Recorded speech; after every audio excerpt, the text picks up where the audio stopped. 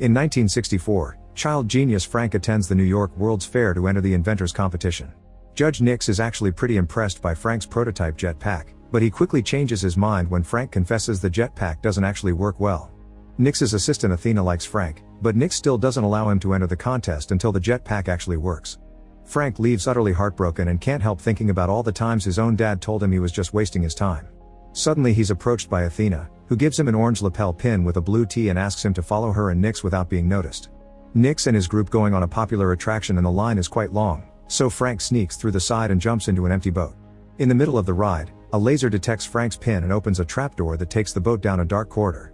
A futuristic-looking wagon appears and Frank is happy to enter it, but as soon as he steps in, metal blinds block all doors and windows, and the wagon begins shaking like crazy. Frank falls to the floor and doesn't get to stand up until the wagon stops. When the doors open, Frank steps out and finds himself on a platform surrounded by heavy fog. To his shock, a flying car passes by and he sees Athena with Nix inside. Frank tries to go after them, but giant robots appear in front of him and try to stop him. The kid runs around the platform trying to dodge the robotic arms and accidentally falls on the platform below, causing his jetpack to break. A friendly robot appears and grabs the jetpack to fix it before giving it back to Frank. At that moment, a group of guards arrive to capture Frank, so he steps back and falls once again. This time though he has his jetpack with him, thus he puts it on and activates it, finally getting to fly with it thanks to the robot's repairs. Frank flies through the fog and discovers he's in Tomorrowland, a futuristic city filled with only the brightest minds. When he sees Athena, Frank lands next to her, and takes the chance to show Nix that he's fixed the jetpack. Nix ignores him, but Athena takes Frank's hand to show him what his life will be like from now on. Years later in 2015, teenage girl Casey sneaks into NASA launch site in Florida to sabotage all the machinery that will be used for the demolition because she doesn't want her dad, who works as a NASA engineer, to lose his job. Athena is watching it all from the shadows, and after Casey returns home, Athena uses a small scanner to get Casey's DNA from her bike helmet and codes it into her last Tomorrowland pin.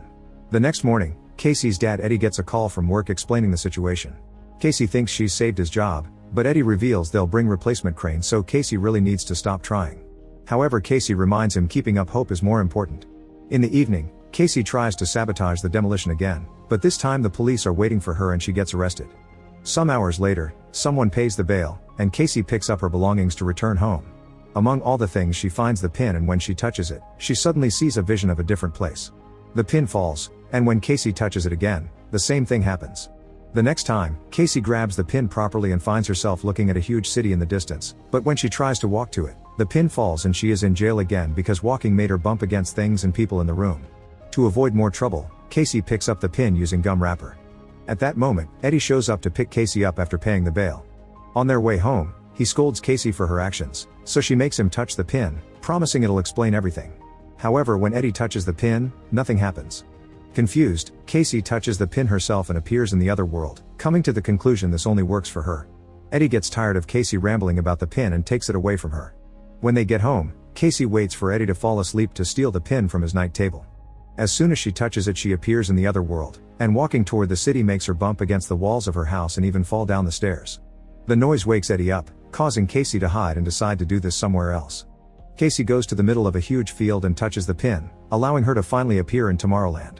While taking the train to go further into the city, she discovers the pin has a timer that is going down and that nobody can see her. Casey leaves the train at the next stop and she sees some important scientists entering a different kind of wagon. She tries to follow them, but suddenly water appears around her because the pin timer is about to reach zero. Casey tries to ignore it and pushes through the water, but soon Tomorrowland disappears and Casey finds herself in a swamp. As soon as she returns home, Casey wakes her brother Nate up and asks him for the password to their dad's computer. The siblings search for the pin online and find an ad from a store that will buy these pins from anyone. Casey writes down the shop address and asks Nate to tell their father she's going camping with some friends. In the morning, Athena shows up at the house, so Nate gives her the camping excuse. Athena can tell he's lying and pressures him until he finally confesses. Meanwhile, Casey makes it to the shop from the ad. The eccentric clerks are clearly interested in it and confirm that what Casey saw was real. Tomorrowland is a place where all the brightest minds gather to create freely without the chains of government and greed, and the only way to access the city is through the pin. The clerks want to buy the pin and to know where Casey got it, but when Casey refuses to cooperate, they press a button to lock the door and reveal a pair of futuristic weapons that can shoot plasma. Casey tries to hide among the merchandise, but the clerks find her anyway and demand information on some girl. Suddenly, a grenade breaks through the window and freezes the clerks inside a force field. An armed Athena enters the shop too and explains it's a time bomb that won't last long, then helps Casey get her hand out of the field. Unfortunately, this causes the bomb to shut off and the clerks are free again, so they counterattack. Athena fights them hand to hand with the help of Casey throwing merchandise at them, and when Athena removes one of their heads, Casey is shocked to discover both clerks were animatronics. After announcing the animatronics are about to self-destruct, Athena drags Casey out of the shop just in time to avoid the explosion. Then Athena breaks a car window to open it and pushes Casey inside before using a special tool to make the car start as she explains they need to escape before they find them. On the road, Casey begins asking questions, and Athena tells her she was the one that gave her the pin. Before she can say more, she suddenly begins malfunctioning, and Casey watches in horror how Athena fixes herself because she's an animatronic as well. Scared, Casey jumps out of the car and Athena tries to follow her, but as soon as she steps on the road, a truck hits her. The driver immediately comes to check on her, and Casey takes the chance to steal the truck to escape. However, Athena is just fine and immediately runs after the truck, jumping through the window to steal the keys and lock the door. Casey begins yelling, and Athena finally manages to shut her up by conforming Casey as her last pin, and they need to quickly go to Tomorrowland because they built something they shouldn't have. Meanwhile, the cops arrive at the exploded store and discover a burned robot head. Before they can investigate more, a man named Dave shows up, introducing himself as Secret Service. After seeing the robot head, Dave also pulls out a futuristic weapon and kills all the cops before turning to his companions, announcing they've found the girl and they should tell Nix. The girls are making their way to New York to find the only person that can get them back into Tomorrowland. Casey begins asking questions about the other people that got pins, but Athena can't answer and shuts down. The next morning, Athena wakes up and takes over the driving so Casey can rest.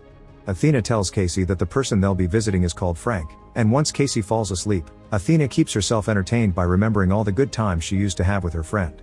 Hours later, Casey wakes up when she's suddenly pushed off the truck in front of a house in the countryside. Seeing as Athena's driving away, Casey has no choice but to approach the house, only to be chased by a guard dog. Casey trips and falls on the mud, which makes her realize the dog is not leaving prints because it's a hologram. Ignoring the fake beast, Casey knocks on the door and shows her pin to the camera, asking to be taken to Tomorrowland. A sudden burst of air pushes Casey back and an older Frank comes out of the house, demanding to know where Athena is. Hearing she's gone angers Frank and he tells Casey to leave because Tomorrowland is nothing but a manipulative lie. Then Frank returns to his house and locks the door. Casey refuses to leave and waits outside even while it rains. Eventually, she gets tired and looks around to make a plan. By starting a fire on the plowing truck, Casey gets Frank to leave the house, and while he's too busy putting the flames out, Casey runs inside and locks the door. When Frank tries to enter again, Casey just pushes him back with the same burst of air. Casey begins looking around the house, finding all sorts of crazy inventions. One particular machine plays a record of little Frank trying to make Athena laugh, and Athena telling him to stop trying. In another room, she finds a bunch of screens keeping up with the news and a timer that is slowly going down. Suddenly, a secret door under the stairs opens and Frank gets back into the house, ready to kick Casey out, but she convinces him to give her some answers. Frank was kicked out of Tomorrowland for building something he shouldn't have, which is the timer connected to the screens. He wonders if Casey would want to know the date of her death and she says yes, but accepting her death may actually cause it, so she wouldn't believe it because they need to be able to make their own destiny. This statement causes the percentage on the screen to fall, which greatly impresses Frank. Their conversation is suddenly interrupted by the arrival of Dave and his agents, who are actually robots looking for Casey. Frank immediately activates all the metal blinds, and when one robot uses her strength to get inside anyway, Frank uses a tool to electrocute her. Another robot is destroyed by an electrical trap on the wall, and Frank gets rid of two more by making them fall through a secret trapdoor. Then Frank and Casey run to the living room, where one more robot is waiting. Frank fights it hand to hand, and Casey helps him win by grabbing a special portal machine and sticking the robot inside. The duo makes their way upstairs, where more robots fall into the different traps around the house, until Dave catches up to them and holds Frank at gunpoint. Luckily, Casey finds a bat and uses it to beat Dave to a pulp. Frank then drags Casey into the bathroom and they jump into the tub, which Frank activates to transform it into a capsule. One more robot comes after them and tries to grab the tub, but at that moment Frank launches it, causing the capsule to fly out and land on the lake. Frank and Casey swim out and enter the woods, where Frank has hidden a bike that won't start. The duo is suddenly startled by a light approaching them, but it's just Athena that came to pick them up. The trio leaves in the truck and as soon as they hit the road, Frank and Athena begin arguing. It's revealed that all pins were supposed to be destroyed, and Athena escaped with the last box of 12 to keep on recruiting people. Frank is furious that more young people have been dragged into this and tells Casey that Athena lied. She doesn't shut down if you ask too many questions, it's just her ignoring you. Frank thinks Athena puts up fake emotions to lure you in and abandon you later. Athena is hurt but ignores it for now to take them to the local station where Frank has installed his secret network that transmits to his house. There's another capsule waiting for them, and once the humans are wearing the proper protection, they activate the system that teleports them away. Once they arrive, Casey discovers they're at the top of the Eiffel Tower. There's a guard near the door, but luckily Frank has brought a bunch of inventions in his bag, including a little tool that allows Casey to knock the guard out with just a light tap. They enter a room with an exhibition with famous inventors, and Frank explains that Eiffel, Verne, Tesla, and Edison were the ones that started Tomorrowland by using the Eiffel Tower as an antenna that took them to the other world. There have always been rumors of a secret entrance, and after searching around, Frank activates it. This causes the Eiffel Tower to split into two and reveal a rocket, so the trio hurries inside as more robots arrive to capture them. The energy that the rocket expels when taking off pushes the robots away, and after flying up for a while, the robot goes back again, opening a portal as it falls at a great speed. Moments later, the group arrives in Tomorrowland. The authorities saw them fall and are coming after them, so Frank makes Athena hide a special bomb he brought with him inside her body. The first one to meet them is Nix, the city governor, who wants to arrest them. Frank and Athena quickly change his mind by informing him Casey was capable of lowering the percentage on the screens. Shocked, Nix takes the trio to the headquarters where they keep Frank's dangerous invention, called a tachyon machine. When they take the elevator, Casey sees holograms which happen to be flashes of the future, caused by the machine that utilizes a particle that moves significantly faster than light. The group enters the center of the machine and Frank teaches Casey how to use it, allowing her to look at any point in humanity's history. Casey is shocked to see herself in her house a few mornings ago, and Frank explains the machine can also look forward, so Casey begins going through history at a high speed until she finally sees the issue. The machine has predicted that in 58 days, the world will end. Casey doesn't understand why they aren't warning people on Earth, and Nix explains he doesn't care because that's the world that will end, not Tomorrowland. And he won't allow anyone to move in because they'll do to Tomorrowland the same thing they did to Earth. Casey refuses to accept this, and her attitude causes the screen to flicker for a second, showing a better world. Frank tries to point out this proves there's a chance, but Nix just knocks them all out. Moments later, Frank wakes up and finds Athena telling them they'll be deported again. Casey is depressed because this whole adventure has been for nothing, and when Frank tries to comfort her she snaps, accusing them of lying to her. As she begins to rant, she suddenly has a moment of realization. Frank has been pirating the machine's signal to watch it at his house, and the signal is floating around Earth, zapping these ideas of doom into people's minds. It's a self-fulfilling prophecy, but if Casey could change it with her optimism, it means that turning it off would allow people to see the light again. The guards come to pick the trio up so they can be kicked out of Tomorrowland through a portal. Casey tries to tell Nix about her discovery and asks him to turn off the machine, but Nix says there's no off button. His calm attitude makes Frank realize the truth. Nix is putting the idea in people's heads on purpose. Nix explains that in the past, trying to tell the government about the incoming doom was ignored, thus he sent the idea directly to people's heads as a warning to make them change their ways. However, instead of working for a better future, humanity accepted the end of the world as inevitable. In Nix's opinion, it isn't the machine's fault, humanity has brought this to itself. Frank pretends to accept this and shakes hands with Nix, but only to touch his bracelet and start the machine platform again. Athena and Casey knock out the guards while Frank fights Nix, who activates two robots to go after the girls. Frank asks Athena to use the bomb he gave her, but when Athena tries to, the robots catch her. Athena passes the bomb to Casey while she fights the robots, and Casey runs to the platform, which starts moving like crazy because Frank and Nix keep fighting over the bracelet on the other side of the portal. Athena gains control of one of the robots and uses it to push the other one through the portal, causing it to attack Nix too. Casey manages to activate the bomb by watching a flash of the future, but when she's about to throw it, Nix regains control of the bracelet and drags the platform down.